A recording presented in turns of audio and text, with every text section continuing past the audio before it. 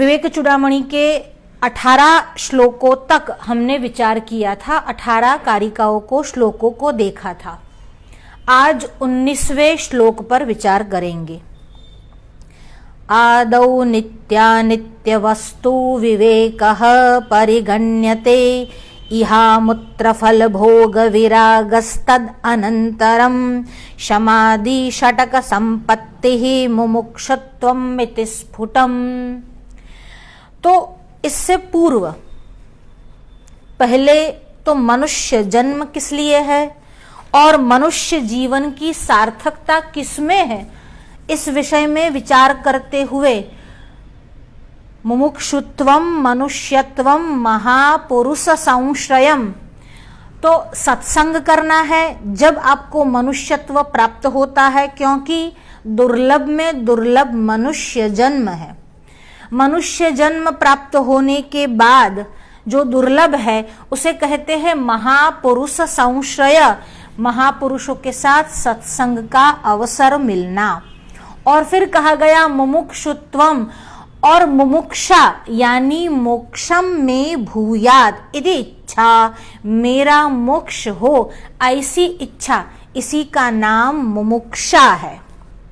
तो इस 3 वस्तुओं को महादुर्लभ कहा गया है। मनुष्य जीवन की सार्थकता उसी में है कि हम इस 3 वस्तुओं को समझें।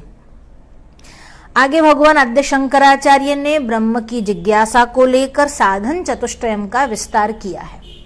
आज पुनः एक बार साधन चतुष्टय के विषय में विस्तार से आचार्य श्री कह रहे हैं।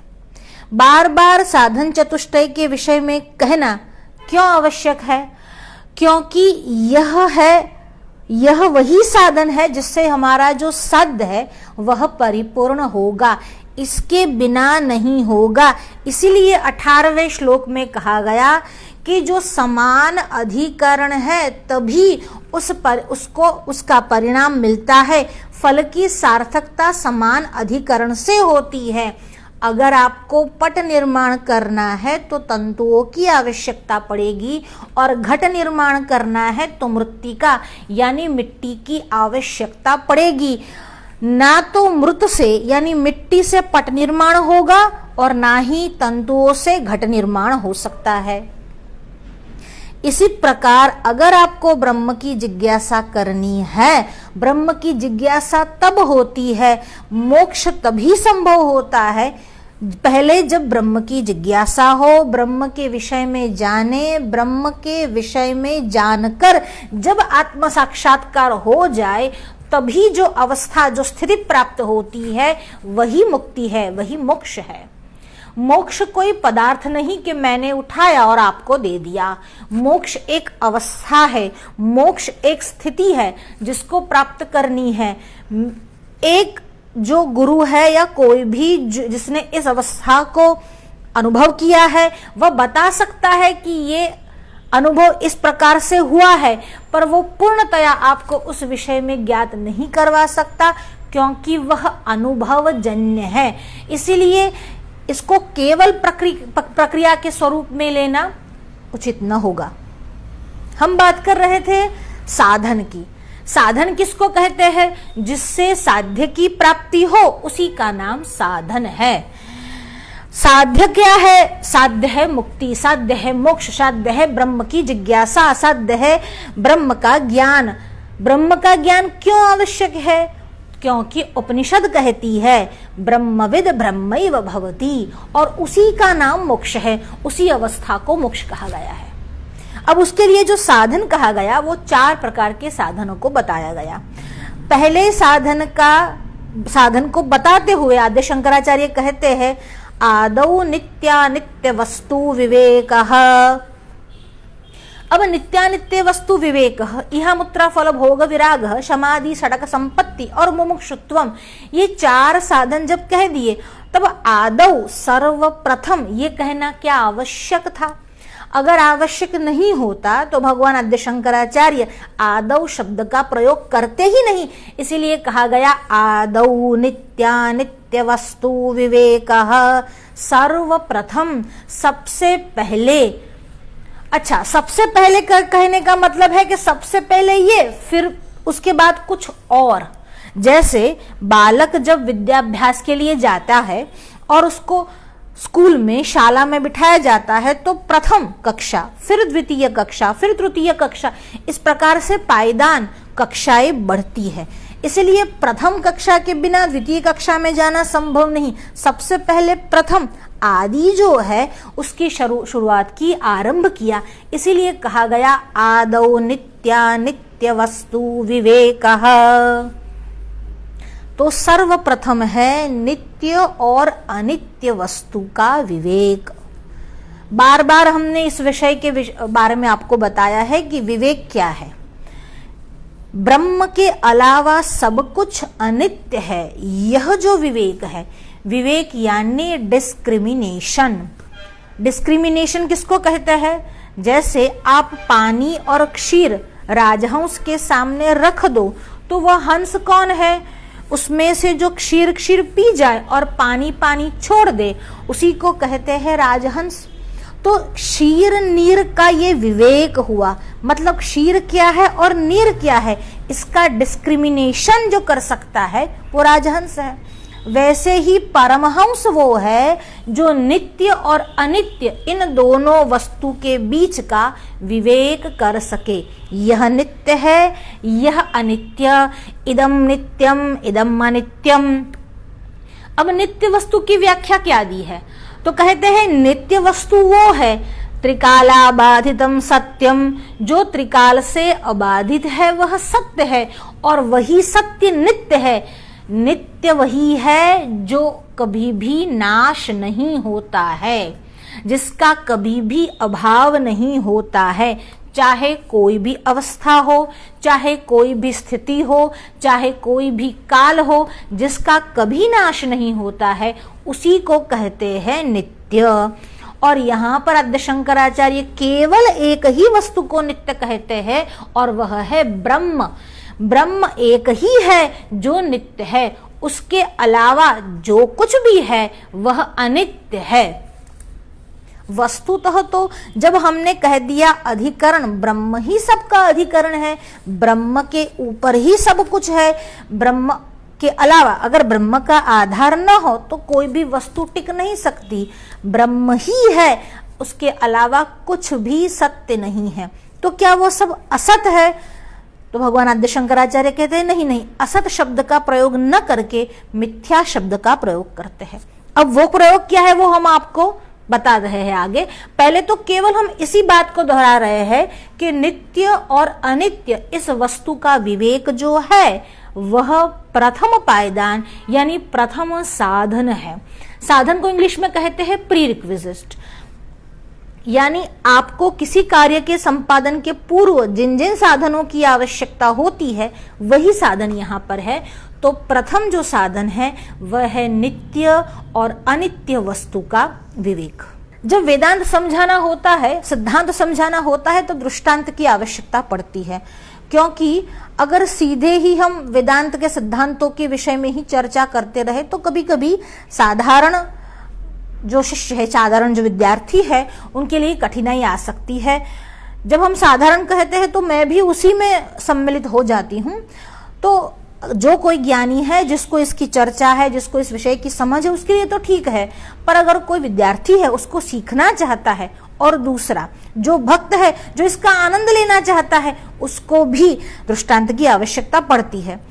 तो नित्य और अनित्य वस्तु क्या है? बहुत सुंदर एक घटना आई है भागवत जी में। प्रसंग कुछ इस प्रकार हुआ।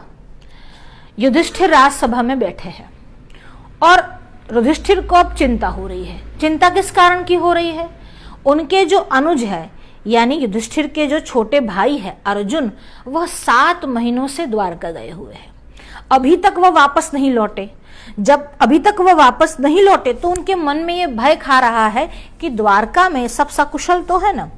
अर्जुन भगवान श्री कृष्ण से मिलने के लिए गए थे, भगवान श्री कृष्ण के दर्शनों के लिए गए थे और स्वजनों से मिलने के लिए गए थे, और अभी तक वापस नहीं लौटे।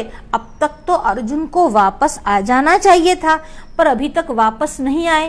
क्या कारण हो सकता है? वहां सब कुशल तो होंगे, वहां कोई हानि, कोई उपद्रव तो नहीं हुआ होगा। अब चिंता का एक कारण और भी था। कारण ये था कि युधिष्ठिर ने वातावरण में अपने आसपास बहुत सारे उपद्रव देखे थे।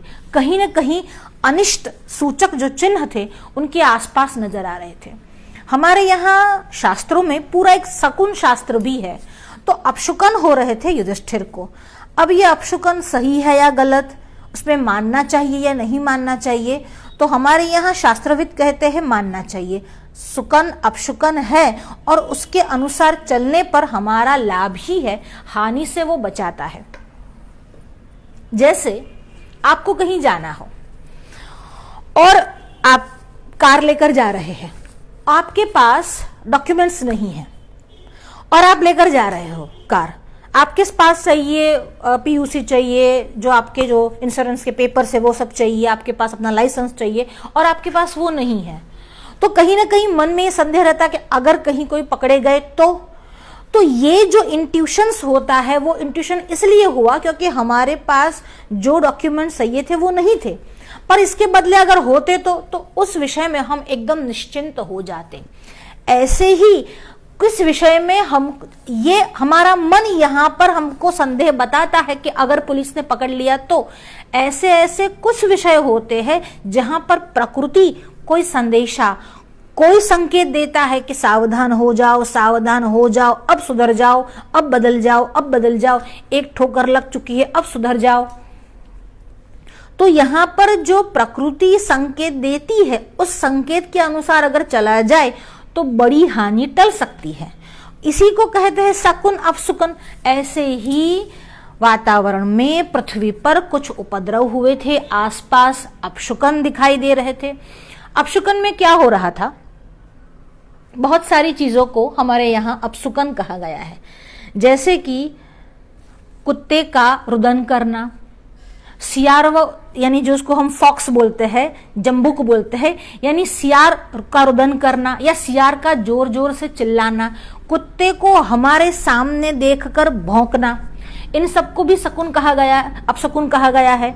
तो युधिष्ठिर के साथ भी ऐसे अपशकुन हो रहे थे। युधिष्ठिर ने देखा तो सूर्य भी अपनी कांति से मानो क्षीण हो रहा है, चंद्रमा के आसपास बहुत काले काले जो मंडल है वह बन रहे हैं और सूर्य की कांति क्षीण हो रही है और पृथ्वी में जितने भी तत्व है वह भी मानो से क्षीण दशा को प्राप्त हो रहे हैं। गाय भी अपने बछड़े को दूध नहीं पीने दे रही और न तो गाय दूध दोहने दे रही है, बैल का चेहरा भी कुछ उदासीन है और जहां तहां देखो जोर जोर से पवन जो है वह बह रही है। जब युधिष्ठिर बाहर को निकलते हैं तो क्या अपशकुन होता है, जो अच्छे पशु है जिसको हम सुकन पशु बोलते हैं, जैसे गाय है, जैसे घोड़ा है, जैसे हाथी है, तो ऐसे पशु जब सामने मिलते हैं तब तो युधिष्ठिर को बाएं करके चलते हैं। पर इससे विपरीत जो कि अपशकुन देने वाले पशु है, ऐसे पशु युधिष्ठिर को दाहिने यानी दक्षिण हस्त की ओर निकलते हुए दिखाई दे रहे हैं। ना तो उनका अपना मन ही चुस्त है, तंदुरुस्त या प्रसन्न है, और ना ही दरबार में, सभा में, राजमहल में, नगर में उनको कोई अच्छा कार्य होता हुआ दिखाई दे रहा है। लोगों का स्वास्थ्य भी मानो धीरे धीरे क्षीण हो रहा है, लोगों में पापाचार बढ़ रहा है, क्योंकि अब कलयुग के आने का समय भी आ गया है। जब इन सब उपद्रवों को युधिष्ठिर ने देखा तब युधिष्ठिर के मन में शंका हुई। शंका क्या हुई? देवर्षि नारद ने कहा था कि अगर जब अपना कार्य पूरा हो जाएगा तब भगवान श्री कृष्ण अपनी लीला का संहरण कर लेंगे। अब युधिष्ठिर के मन में यह संदेह हुआ था, कहीं वो काल तो उपस्थित नहीं हुआ जहां पर भगवान ने अपनी लीला का संहरण कर लिया है। अर्जुन का आना भी नहीं हुआ, प्रकृति में इतने उपद्रव हो रहे हैं, तो क्या कारण है? इन सब उपद्रवों का कारण क्या हो सकता है? युधिष्ठिर इतने चिंतित थे, उनको कुछ अच्छा नहीं लग रहा था। वो अपनी सभा में अपने भाइयों के साथ बैठे हुए थे, भाइयों को पूछ रहे थे, और जब भाइयों को पूछ रहे थे तभी उसी समय क्या हुआ? अर्जुन का आगमन हुआ। देखिए, अब अर्जुन का आगमन हुआ, युधिष्ठिर को हर्ष हुआ, पर अर्जुन को देखकर युधिष्ठिर को थोड़ा दुख और हुआ, चिंता थोड़ी और बढ़ी। क्यों बढ़ी? क्योंकि अर्जुन जब आए उनका मुख म्लान था। नीचे की ओर देखते हुए आ रहे थे। हालांकि जब भी अर्जुन आते और बहुत दिनों बाद आए थे, रोज भी जब नित्य प्रतिदिन भी जब युधिष्ठिर से अर्जुन मिलते तो उनकी वंदना करते, चरण वंदना करके अभिवादन करते। और आज बिल्कुल विपरीत परिस्थिति है। अर्जुन का रथ आया पर उसमें ध्वनि नहीं हुआ, आवाज नहीं हुई, और वह आ गए और सीधे जब सभा में चले आए तब सभा में भी बिल्कुल कुछ भी बोले चाले हुए ऐसे ही चले आ रहे हैं, मानो कि उन्होंने अपनी सुधि खो दी है। जब ऐसी अवस्था में अर्जुन को देखा तब युधिष्ठिर को लगा कुछ न कुछ अघटित घटित हुआ है। और युधिष्ठिर ने पूछा, क्या हुआ अर्जुन, आज तुम कुछ प्रसन्न नहीं हो? तुम हमेशा प्रसन्न वदन रहते हो। तुम द्वारिका से लौटे हो, तुम स्वजन से मिलकर लौटे हो, फिर भी तुम प्रसन्न नहीं हो। मुझे बताओ, द्वारिकावासी कुशल तो है ना? जो सबसे पहला प्रश्न युधिष्ठिर ने अर्जुन से पूछा वो कहा, द्वारिकावासी कुशल तो है ना? राजा का स्वभाव कैसा होना चाहिए ऐसा नहीं पूछा कि स्वजन कुशल है, पूछा द्वारिकावासी कुशल तो है ना? जो प्रजा की चिंता करता है, जो प्रजा के अनुरंजन में ही रत रहता है, उसी का नाम राजा है। अब कहा प्रजाजन कुशल है, अर्जुन कुछ नहीं बोल पाए। अब युधिष्ठिर ने पूरे सवालों की झड़ियां मानो के लगा दी। अब युधिष्ठिर पूछ रहे हैं, वहां जो हमारे वसुदेव मामा हैं और उनकी जो पटरानियां हैं, देखिए वसुदेव की केवल एक पत्नी नहीं थी, 7 पत्नियां थी। तो कहते हैं हमारे जो मामा है और जो हमारी मामियां हैं, यानी जो उनकी पत्नियां हैं, वह सकुशल तो है ना? हमारे जो बड़े भाई है और जो अनंत है वह बलराम कुशल से तो है ना?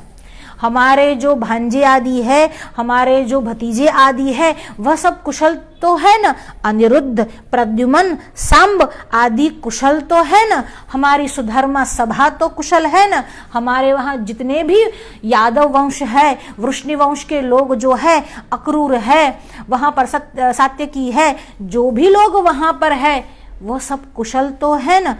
ये सब प्रश्न बारी बारी करके युधिष्ठिर अर्जुन को पूछ रहे हैं, पर अर्जुन जवाब नहीं दे रहे। अब युधिष्ठिर की भी धीरज धीरे धीरे कम होने लगी है और अर्जुन से पूछ रहे हैं, तुम मेरे प्रश्न का जवाब क्यों नहीं दे रहे हैं? हमारे सबसे प्रिय, जिन्होंने हर अवस्था में हमारी रक्षा की है और जिसके कारण हमें ये राज्य मिला है, जिसके कारण हम आज जीवित हैं, ऐसे हमारे बंधु, हमारे पुरुषोत्तम भगवान श्री कृष्ण कुशल से तो है ना?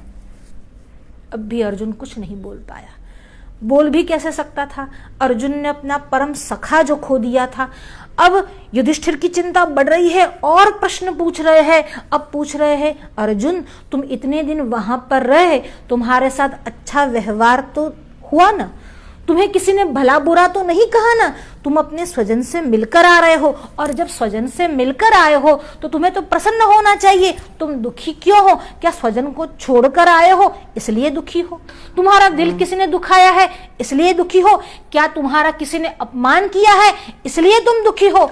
और अब जो प्रश्न पूछते हैं युधिष्ठिर कहते हैं, क्या तुमने अपनी शरण में आई हुई गौ ब्राह्मण स्त्री की रक्षा नहीं की है?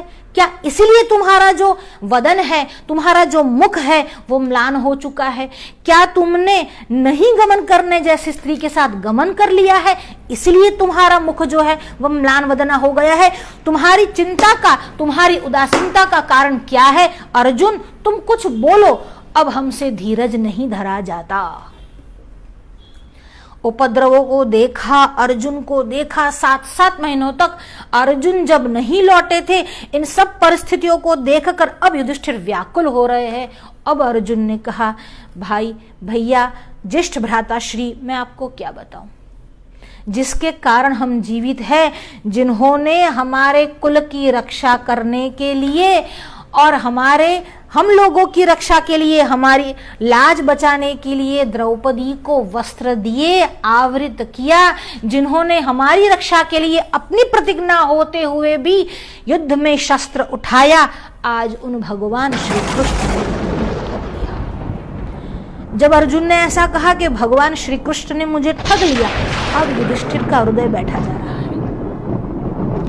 अर्जुन ने कहा, भगवान आज गुरु की घटना के बाद अगर हम जीवित रहे, भीम को जहर पिलाने के बाद हम जीवित रहे, अरे ये जो महाभारत का युद्ध था वह युद्ध कैसा था?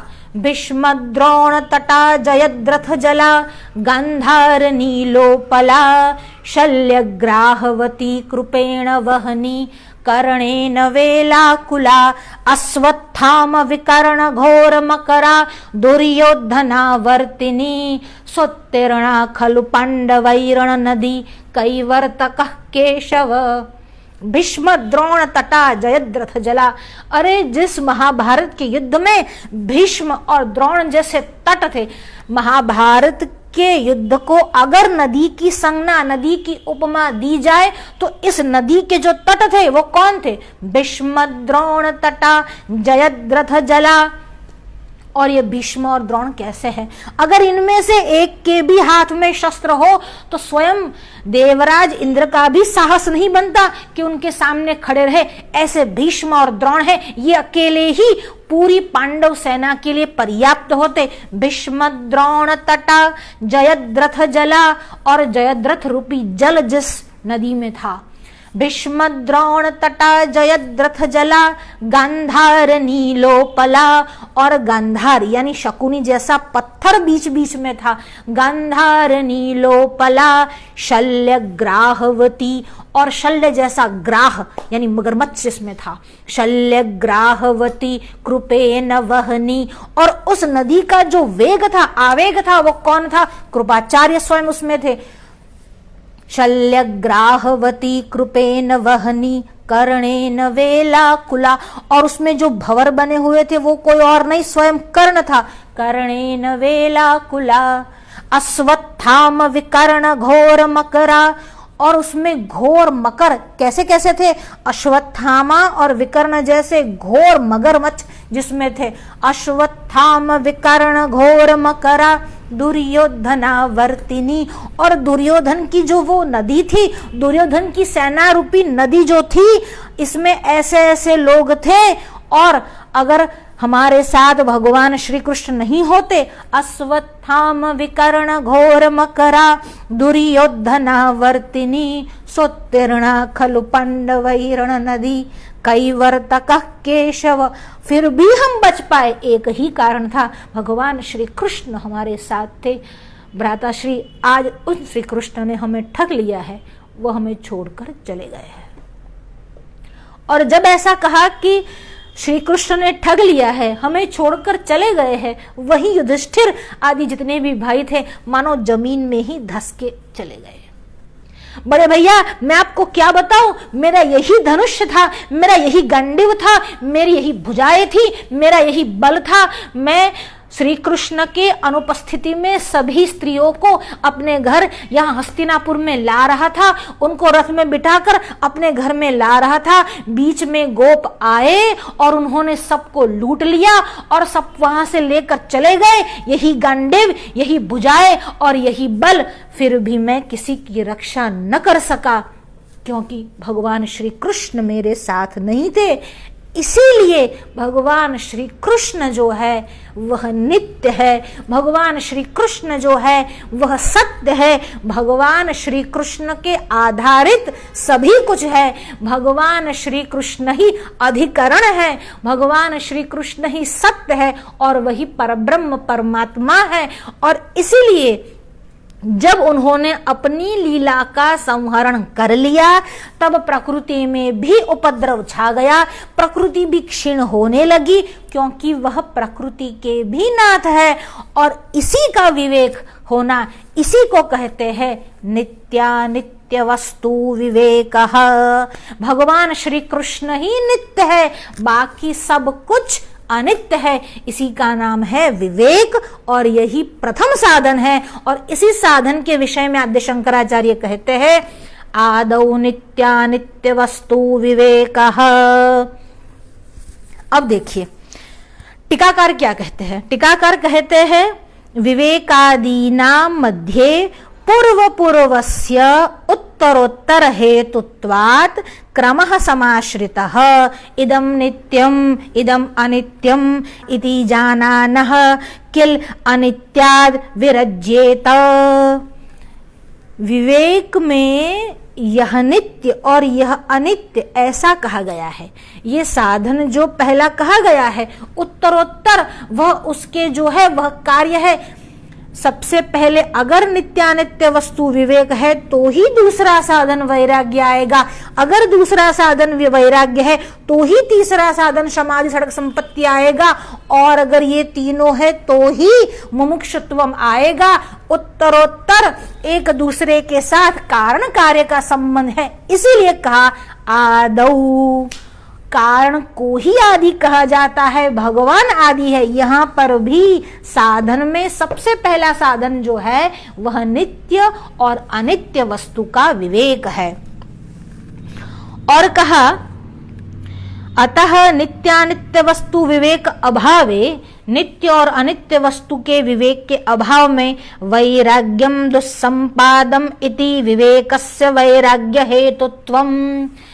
अगर ये नहीं हुआ तो वैराग्य भी नहीं आता है। तो ये वैराग्य क्या है और वैराग्य कैसे दृढ़ होता है?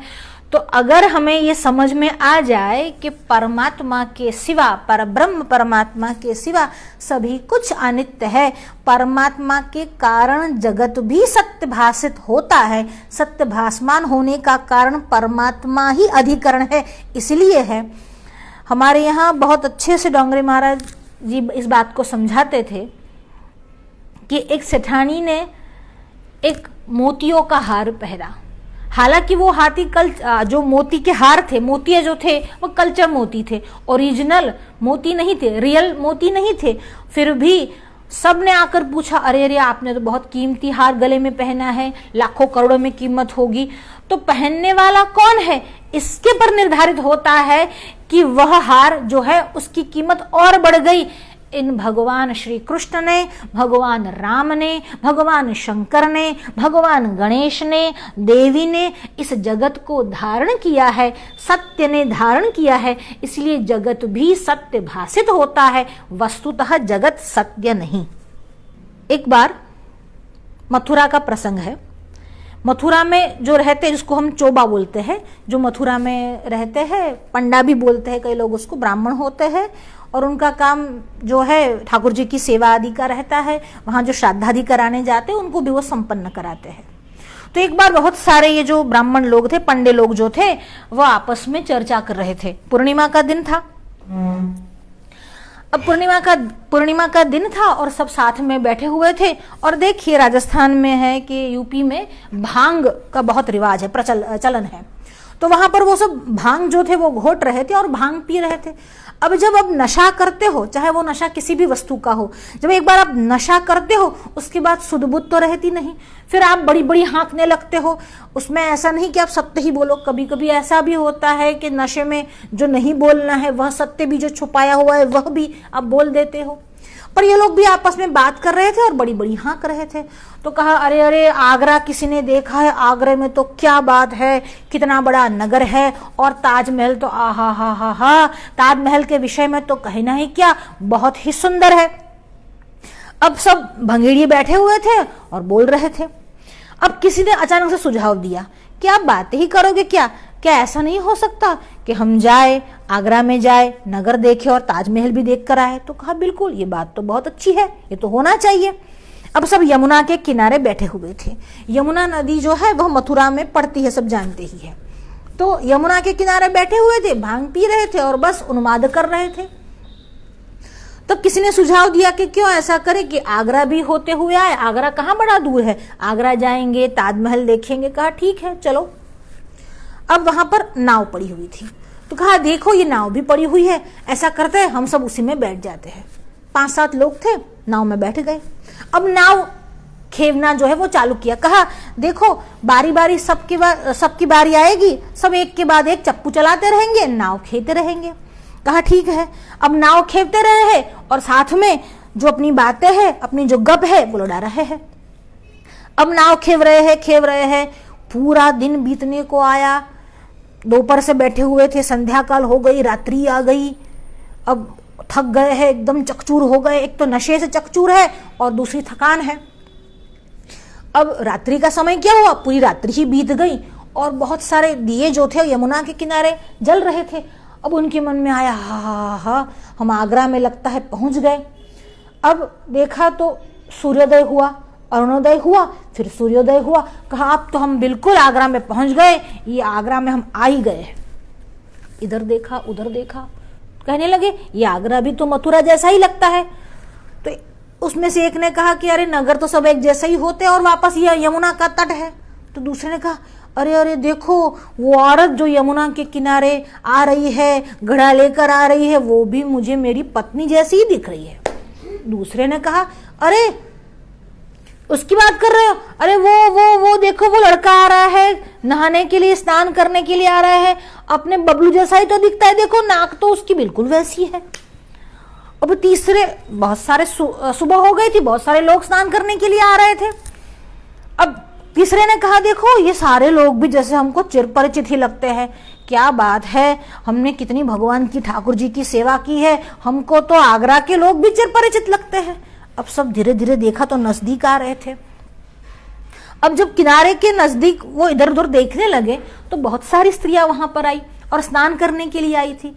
अब उन स्त्रियों को देखकर कहा अरे मुझे तो यहाँ पर भी मेरी पत्नी नजर आ रही, वो मुझे यहाँ पीछा कर रही है क्या मेरा, वो यहाँ पर भी आ गई। अब दूसरे ने कहा मेरी पत्नी भी आ गई, तीसरे ने कहा मेरी भी, चौथे ने कहा मेरी भी, पांचवें ने कहा मेरी भी। अरे क्या सभी की सभी पत्नियां पीछा करते हुए आ गई। और उनकी पत्नियों के सामने देखकर कहा तुम इधर क्या कर रही हो। अब उनकी पत्नियां जोर जोर से रोने लगी। अब कहा देखो ये हमारा पीछा करते करते हुए यहां तक आ गई, पर नाव तो तुम्हारे पास है नहीं। अब पत्नियों को गुस्सा भी आया और साथ में हंसी भी आई और कहा भांग पीना कम करो, इतनी भांग पिए हो और इतना नशा चढ़ा हुआ है, पता ही नहीं, पूरे दिन भर नाव खेते रहे पर जो वो लंगर बंधा हुआ था वह तो खोला ही नहीं, वहीं के वहीं नाव खेते रहे, खूंटे से नाव बंधी हुई है, ना आप एक कदम भी आगे नहीं गए, मथुरा में ही हो। हम तो समझ गई थी कि आप यमुना में गए और डूब के मर गए, हम तो विधवा स्नान करने आई थी, पर आप तो सब सामने ही खड़े हो। ऐसा सुनाया। अब उनके मन में होश आया, अरे हमने वो खूंटे से वो लंगर तो खोला ही नहीं, तो नाव तो आगे बढ़ी ही नहीं। बस मनुष्य का भी ऐसा ही होता है, संसार रूपी खूंटे से लंगर बांध के रखते हैं, नाव आगे बढ़ती ही नहीं, ना तो वैकुंठ में जाते हैं, ना ही आगरा पहुंचते हैं, और ना ही ताजमहल यानी भगवान के दर्शन होते हैं। बस वही संसार के खूंटे से नाव बंधी हुई है। जब तक इस खूंटे से नाव नहीं छूटती, जब तक वैराग्य नहीं आता, तब तक मुक्ति की ओर दूसरा कदम नहीं बढ़ता। इसी का नाम है दूसरा साधन, और वह है वैराग्य।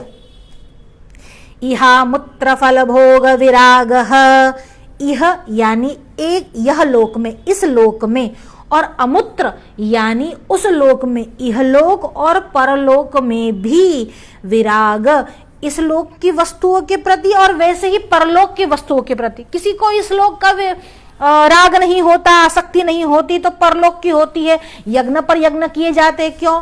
स्वर्ग कामो यजेत, स्वर्ग में जाने के लिए यज्ञ पर यज्ञ किए जाते हैं।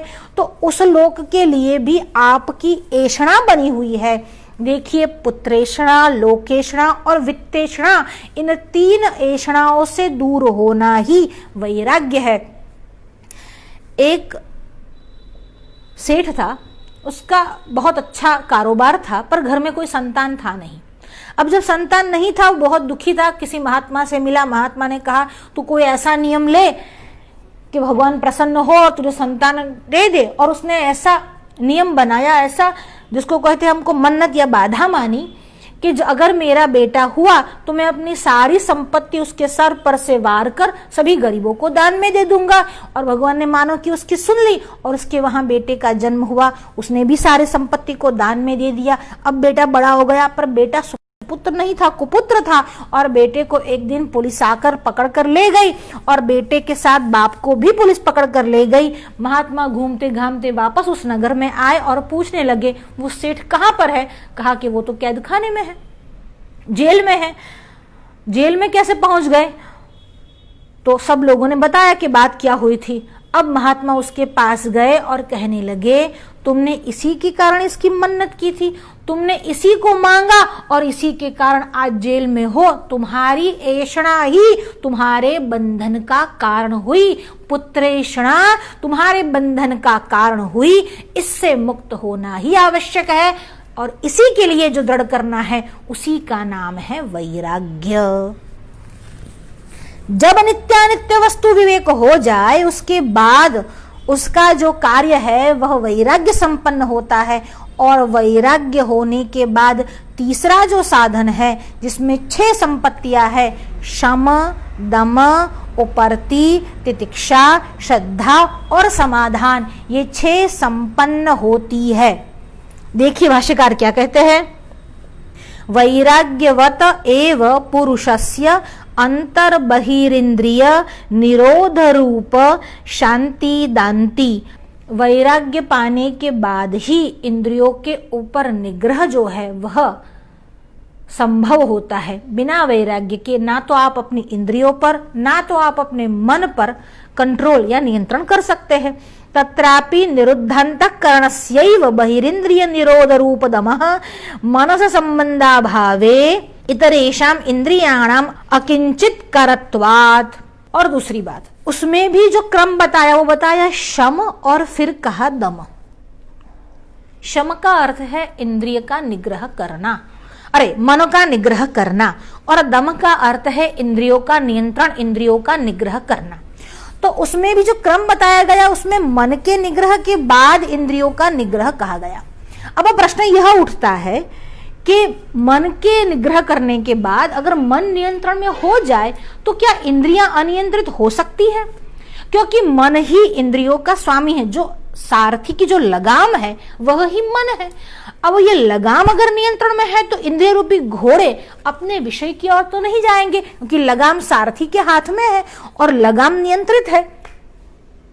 तो कहते हैं इसमें भगवद गीता स्मृति जो है वह प्रमाण है। भगवद गीता क्या कहती है, इंद्रियाणि प्रमाथीनि हरन्ति प्रसभं मनः। ये इंद्रिया इतनी बलवान है कि अपने साथ साथ मन को भी खींच लेती है। कभी कभी घोड़े जो है वह इतने बलिष्ठ हो जाते हैं कि सारथी को भी लगाम के साथ खींच कर ले जाते हैं। विषय की ओर इंद्रियों का आकर्षण स्वाभाविक है, तो विषय वहां पर होने के बाद इंद्रियां वहां पर खींचती है और इंद्रियों के पीछे पीछे मन भी खींचता हुआ उसके पीछे चला जाता है। वैसे ही जैसे घोड़े के पीछे पीछे कभी कभी लगाम और सारथी भी घसीटते हुए चले जाते हैं, इसीलिए आद्य शंकराचार्य ने दम शम न कहकर शम दम ऐसा कहा। कभी कभी मनोनिग्रह करने के बाद भी इंद्रिया जो है वह बाह्यवर्ती हो जाती है, इसीलिए मनोनिग्रह उसके बाद दम यानी इंद्रियों का निग्रह भी। बिना इंद्रिय का निग्रह किए हुए जय नहीं होता। एक राजा था, उसने सारी पृथ्वी को जीत लिया था। अब जब सारी पृथ्वी को जीत लिया था, सब संपत्ति को जीत लिया था, तब उसने अपना नाम बदल दिया और अपना नाम बदलकर उसने रख दिया सर्वजीत, क्योंकि उसने सारी वस्तुओं को, पूरी पृथ्वी को जीत लिया था। अब जब सर्वजीत नाम रख दिया तो सभी लोग, सभी जो दरबारी थे, सभी जो प्रजाजन थी उसको सर्वजीत नाम से बुलाते थे, पर उसकी जो माँ थी वो कभी भी उसको सर्वजीत कहकर नहीं बुलाती थी। उसको बुरा लगता पर बोल नहीं पाता। एक बार उसने माँ से जाकर कहा कि सारी प्रजा जो है, सारे सभासद जो है, सारे मंत्रीगण, सेवक, सेनापति जितने भी लोग हैं मेरे आसपास, वो सभी मुझको सर्वजीत कहकर, महाराज कहकर संबोधित करते हैं, पर सर्वजीत कहकर संबोधित करते हैं, आप हमें सर्वजीत क्यों नहीं कहती? और माँ ने उसको कहा, बेटा मुझे एक प्रश्न का उत्तर दो, जब हम सर्व शब्द का प्रयोग करते हैं तो क्या इंद्रिय और मन इस सर्व से बाहर है? यानी इंद्रिय और मन सर्व के अंदर नहीं आते। जब हम सर्व कहते हैं तब इंद्रिया और मन अतिरिक्त हो जाते हैं। तो कहा नहीं, सर्व के अंदर तो इंद्रिया और मन भी आते हैं। माता ने कहा इसीलिए जब सर्व में मन और इंद्रिया भी आ जाती है और न तो तुमने इंद्रियों का जय किया और ना ही तुमने मनोनिग्रह किया है, केवल बाह्य पदार्थों का जय करने से तुम सर्वजित नहीं हो गए। जब तुम इंद्रियों पर विजय पालोगे, जब तुम मन को जीत लोगे, तभी मैं तुमको सर्वजीत कह सकती हूं। इसीलिए शंकराचार्य कहते हैं शम दम पहले इंद्रिय निग्रह नहीं है, पहले मनोनिग्रह है और बाद में इंद्रियों का भी नियंत्रण, निग्रह, कंट्रोल में करना है। शम दम, फिर आता है उपरति। उपरति यानी देखिए कहीं ना कहीं वैराग्य से हमको बहुत सिमिलर ये उपरति लगता है। उपराम हो जाना, विषयों से उपराम हो जाना। एक होता है वैराग्य और एक होता है उपराम हो जाना। जब हमने बहुत खा लिया है तब हमारा पेट भर गया और हमको डकारें आने लगती, बस अब नहीं। तो इस प्रकार से जब उसके प्रति तुच्छता का भाव आ जाए, जब उसके प्रति हमको घृणा का भाव आ जाए, तब वो हो जाता है उपराम हो जाना। उससे विरति तो है, उससे वैराग्य तो है, पर उससे घृणा नहीं है। जब घृणा आ जाती है तब वह उपरति हो जाता है। फिर होता है तितिक्षा। उपरति तितिक्षा। तितिक्षा यानी द्वंद्व सहिष्णुता। तितिक्षा, उपरति तितिक्षा। फिर है श्रद्धा। श्रद्धा कहते हैं गुरु वेदांत वाक्येषु श्रद्धा। गुरु और वेदांत के वाक्यों में श्रद्धा होना, विश्वास होना, उसी का नाम श्रद्धा है। और तितिक्षा, श्रद्धा, और फिर है समाधान, सम्यक आधान। एक ही सम्यक वस्तु है और वह ब्रह्म है, यानी जो समाधि अवस्था है उसी को समाधान कहा गया है। समाधि षटक संपत्ति मुमुक्षुत्वम इति स्फुटम। और चौथा जो साधन है वही मुमुक्षा है। देखिए टीकाकार क्या कहते हैं, जितेन्द्रियस्यैव उपरम शब्दित संन्यासः तस्यैव शीत उष्णादि द्वंद्व सहिष्णुत्व रूपा तितिक्षा। द्वंद्व सहिष्णुता, दोनों द्वंद्वों को सहन करना। कौन से दो प्रकार के द्वंद्व है? शीत और उष्ण, लाभ है, जय और पराजय है, लाभ और हानि है, शीत और उष्ण है, सुख और दुख है। ये सारे द्वंद्व है। इन द्वंद्वों से ऊपर, इन द्वंद्वों को एक समान रूप से, एक समान मन से सहन करना, इसी का नाम है द्वंद्व सहिष्णुता और उसी को कहते हैं तितिक्षा।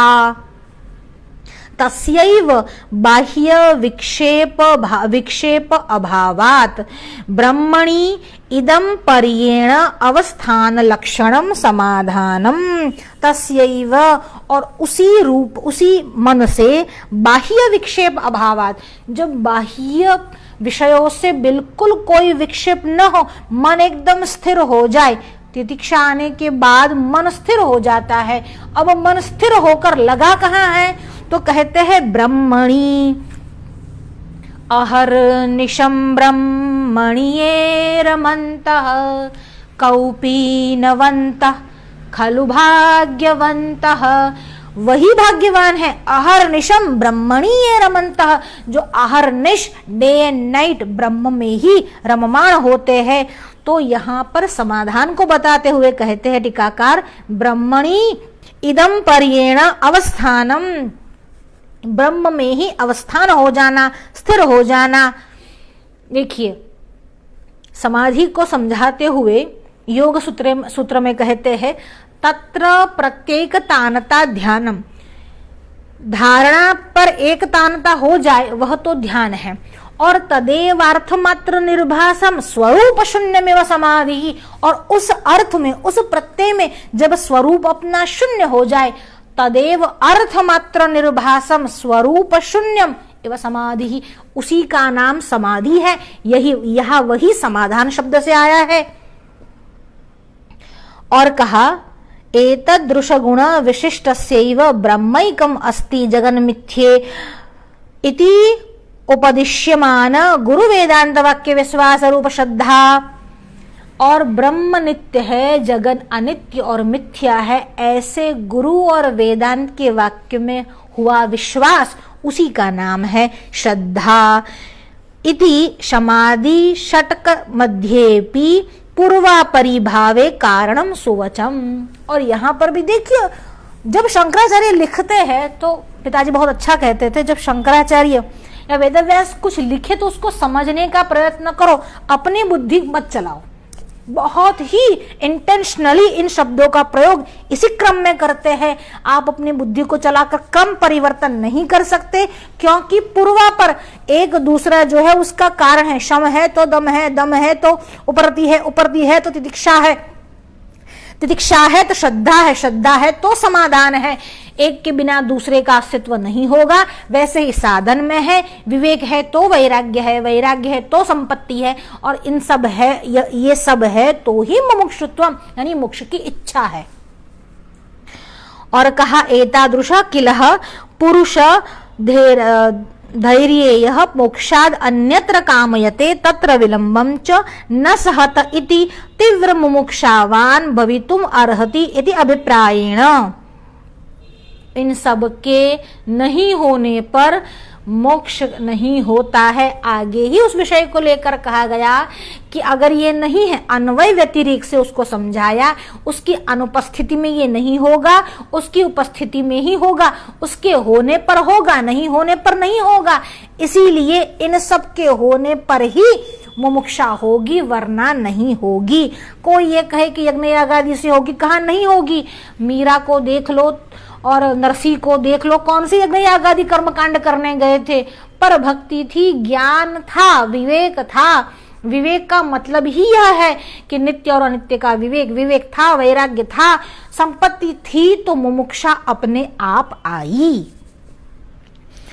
अब कहते हैं तदनंतरम इहामुत्र फल भोग विराग इति च तेन विवेकांतरस्य वैराग्य कथनेन तदुदित सहीयो यदनंतरः इति न्यायेन विवेक कार्यत्वं वैराग्य उक्त प्रायम। विवेक का जो कार्य है वह वैराग्य है, कार्य कारण संबंध है। तदंतरम इति उत्तरत्र अप्युनुषंजते वैराग्य अनंतरम शमादि संपत्ति ही तदनंतरम मुमुक्षुत्वम इति। उसके बाद ही यह सब आएगा। एक जो है वह कारण है, दूसरा कार्य है, वह कारण है, वो तीसरा कार्य है।